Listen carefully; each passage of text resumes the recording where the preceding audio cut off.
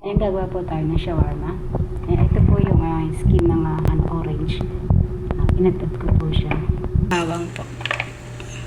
Then, luya. Din natin po ng salt. Baharat powder.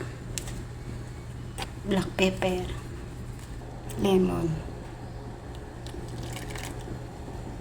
Juice po natin. Lagay pa natin. Tart po, yogurt. Ayan. Natin ng olive oil. Mix po natin. Tapos lagay po natin yung chicken. Yung chicken po, ginayat ko po ng pahaba.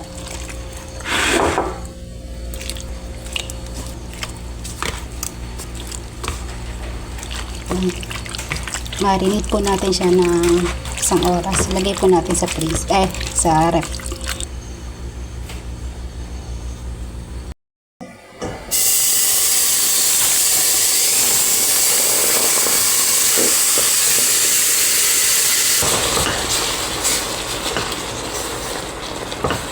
Igahin lang po natin.